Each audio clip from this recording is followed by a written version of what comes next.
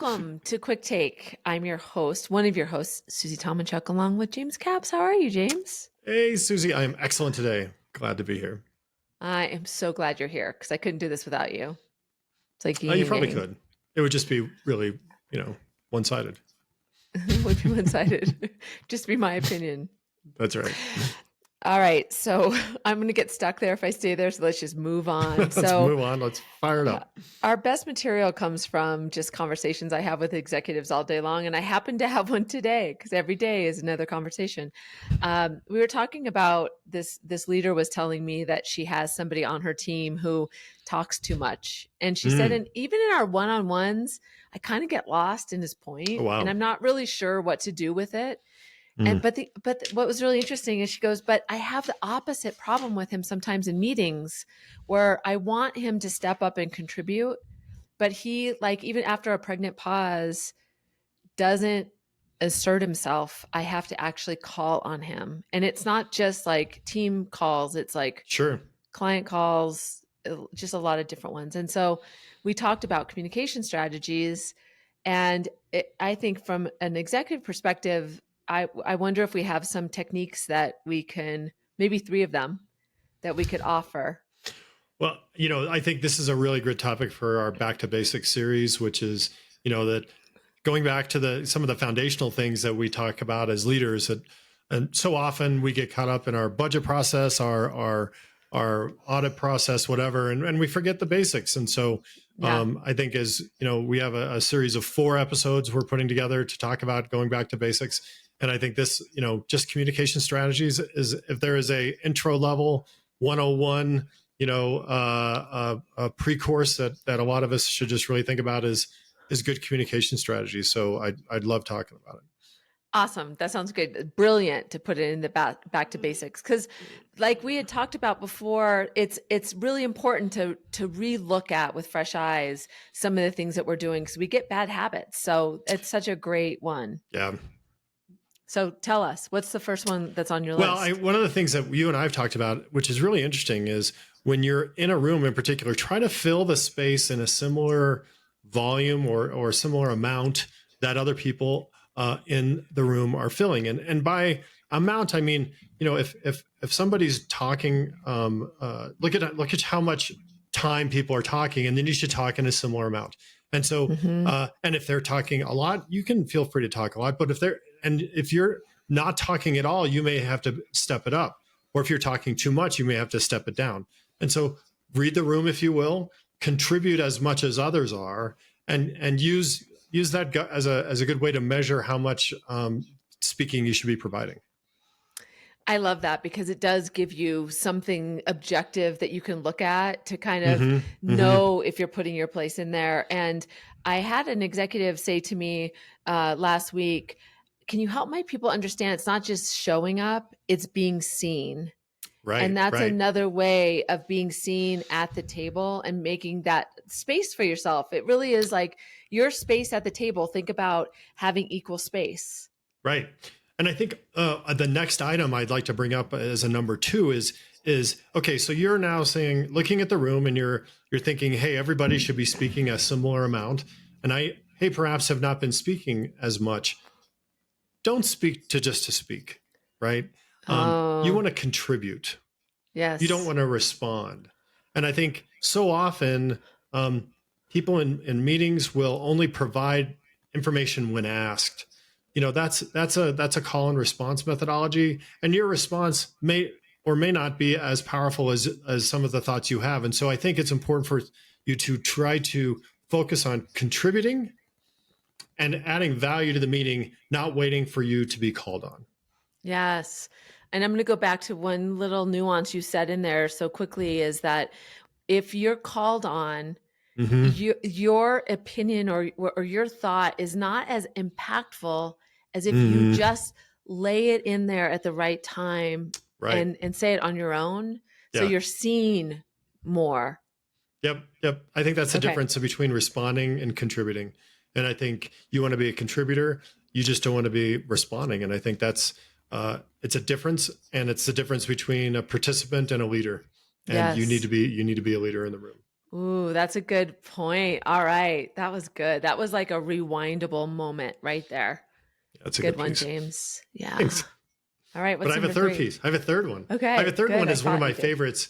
And so often now I work with a lot of technical people, and a lot of us, when we get into a room, technology folks are really the worst.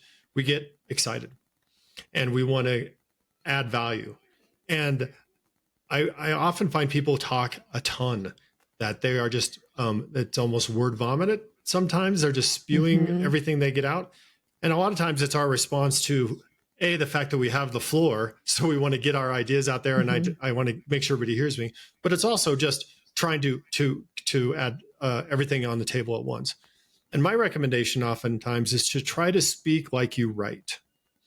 And I think that now I'm not saying that you need to write in fully functioning and grammatically correct sentences, but you should think about where the punctuation goes. You should think Yeah. about when you write a email and you have an introduction and you have supporting details and a Hmm. closing, that if you speak in that manner, you will be able to get your ideas across in a much more cohesive way. People will hear you in a more if they hear it in a more familiar manner, it's gonna resonate. And so our job as communicators is to not speak, it's to influence and inform. And if you're in a room and you're just simply filling the void, you're talking to be talking. But if you're there to Hmm. inform or influence, you want to do it in a manner that can be digested and is very easily accessible by your audience. And speaking like you write is a really great way of doing that. Yeah. You know what's interesting is I think that's a great mindset to have because it It's a gives you the mindset. structure to Mm-hmm. kind of get that ready and then you say it. And then what you do is you're creating this habit that people are used to, and then they understand you even more deeply because Yep. they understand your cadence and the way that you speak. And so I think that's underrated. And you hear so many times that people say, I was in this meeting and I had this great idea, and then somebody stole it from me later.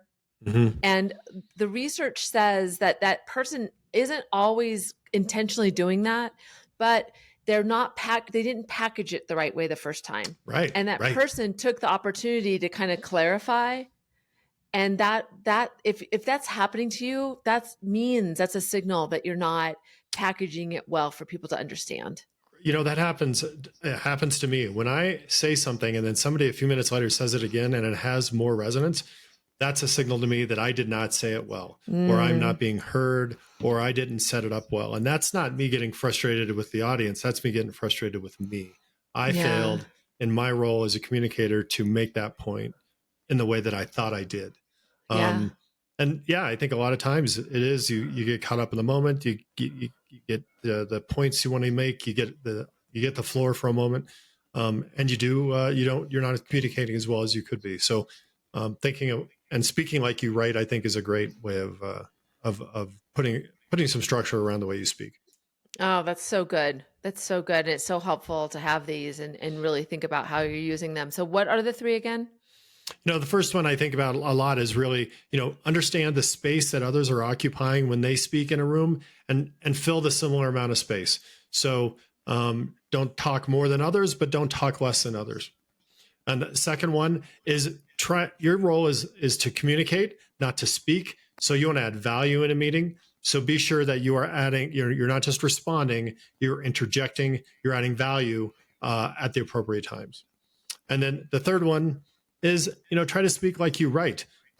Sometimes I coach people to verbalize the word comma and the word period, because it does force them Oh, to understand that sentence probably should have ended right there. But speak like you interesting. write, and you'll tend to be more crisp in your communication. Oh, I love these. I am going to actually use these and really be thoughtful about the way I communicate in any facilitation I do because I think this can be really helpful. That's why these are part of the Back to Basics series. Nice. Everybody's going back to basics. That's the whole point. And look, it's like back to school. Like, look how we did that. We Also didn't back to even school. make that connection. You're seeing I that in did real not, time. but I appreciate you bringing that home for our audience members who have that on their radar screen. So cool. I bring in the elementary, you know.